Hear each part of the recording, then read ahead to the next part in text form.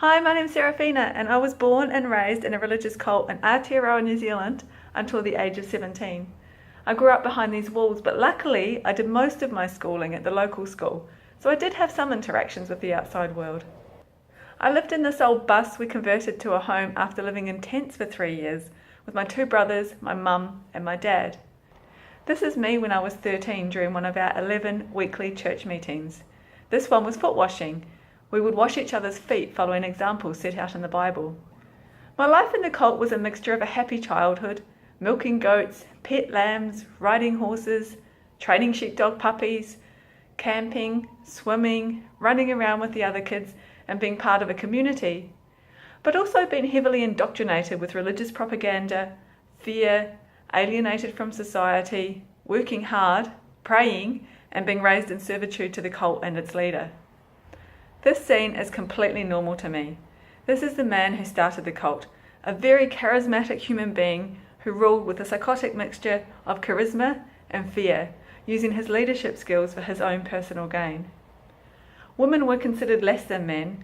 We were taught that women were the cause of all sin and were not to be listened to or trusted.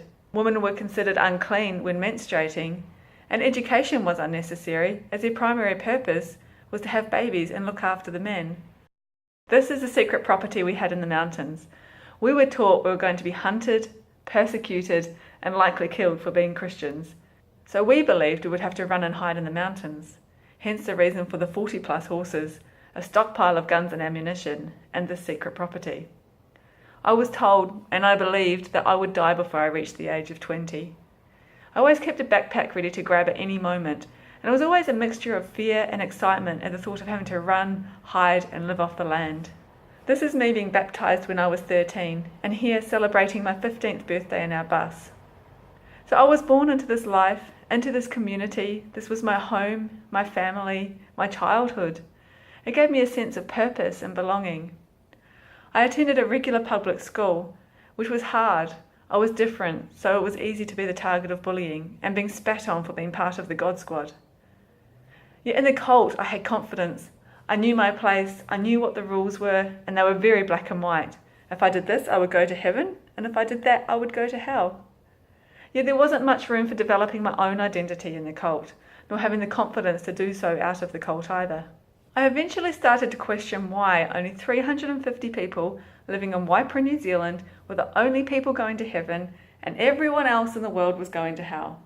I didn't understand, and I spent many nights as a child on my knees in tears praying to God, asking him to be more merciful, begging him to save all the people in the world, and telling him it wasn't their fault they didn't know him. I often felt powerless and confused. When I asked an elder in the church why we were the only ones going to heaven and everyone else going to hell, he told me not to ask questions, that it's not my place to question, and that I should just accept and trust God. But he then went further to say that I shouldn't be thinking my own thoughts, that I should let Jesus control my thoughts. As I grew older, I used to dream about running away and living in the world as a famous dancer or a singer, but I was afraid of the world too. A defining moment for me was when I was 15. I saw what I assumed were gang members. They had leather jackets, tattoos, piercings. They were smoking cigarettes, all the really bad, evil stuff. And I remember standing there, wearing my headscarf, just quietly watching them, observing their interactions, and being totally fascinated by them. I looked at their faces and at their eyes, and they seemed kind. They were smiling, laughing, talking, being friendly with each other and the strangers around them. And I remember thinking, we aren't like that. We aren't friendly and engaging with strangers.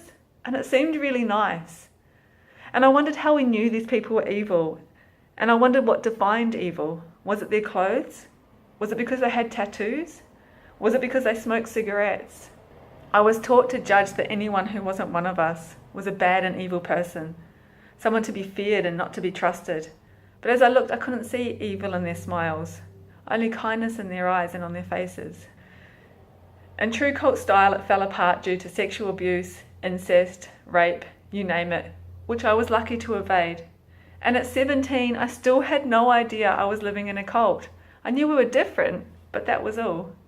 When your whole world collapses around you, when your foundation falls apart, when everything you believe to be real and true is taken away in an instant, and when the people you loved and trusted the most, the ones who held your world together, are the ones responsible for it being torn apart, and when your whole life turns out to be a lie, you have nothing left to hold on to.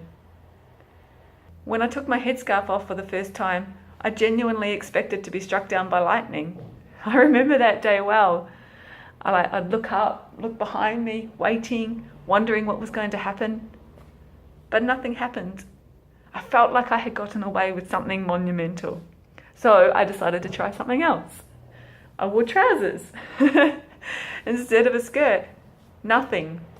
I got my ears pierced. Nothing. I went into a music store which was previously forbidden. Nothing. There were absolutely no consequences to anything that I did. And life became a mixture of fun, excitement, freedom, and absolute emotional chaos. Since then, I've lived and travelled overseas. For many years, everything I own fitted into this backpack. I was a keen skateboarder. I studied martial arts, both Aikido and Wing Chun.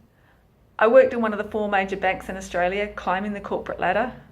I lived through the Christchurch earthquake, and I have never been more afraid or felt more powerless in my entire life. My world collapsed around me again, and I had no control over it. None of us did. I legally changed my name to Serafina. The cult leader named me Miriam. I always hated it, especially the spelling. I changed it after watching the movie The Golden Compass. There's a character in there called Serafina Pekkala, and I immediately fell in love with the name and just had to have it. It was mine. It means fiery angel. I'm a mother, and I was a single mother for a period of time. And that is just some of my life journey since leaving the cult 22 years ago. What coming out of a religious cult has taught me is that there are no absolutes in life. The rules are all made up by someone, somewhere, somewhen. Everything can be changed. Every rule, every idea, every concept, every belief, every cultural and societal way of being can be changed. We are controlled and limited only by our own minds, by our ideas of what we think we should be based on what we have been taught, when really anything is possible. I remember reading a story years ago about how elephants are trained to not run away. They tie a baby elephant to a pole with a big chain and leave it there. Then as the elephant grows, they gradually replace the chain with the rope, making it thinner and thinner, until eventually the elephant is fully grown and tied only with a small twine. But the elephant still won't move away from the pole because it believes it can't, like when it was a baby. And we are the same. We are gradually taught that we are chained, but we are not. We are free. Today I do many things, but one I am most excited about is Teaspoons of Change, a concept I share with my partner Darcy, which are the personal choices, decisions and actions that have a positive impact on people and the planet. My upbringing in the cult, it could have defined my doubt in the world. It could have shattered my life, but I've come through it with a love for life and an immense gratitude and excitement to wake up each day. My purpose in life is to help create a world where every person is empowered to own their freedom, where every person can be who they choose to be, a world where we are one community with the same access and the same opportunity for everyone, everywhere. I love to connect, listen, learn, co-inspire from people from all backgrounds, all cultures and all ages. Life has taught me to see beyond the limitations of culture, beyond the limitations of society, and beyond the limitations of belief. Life has taught me to embrace change and to create new ways of thinking, being, and doing in the world. And in closing, I'd just like to leave you with my favourite quote from Howard Thurman. Don't ask yourself what the world needs. Ask yourself what makes you come alive, and go do that, because what the world needs is people who have come alive. Thank you.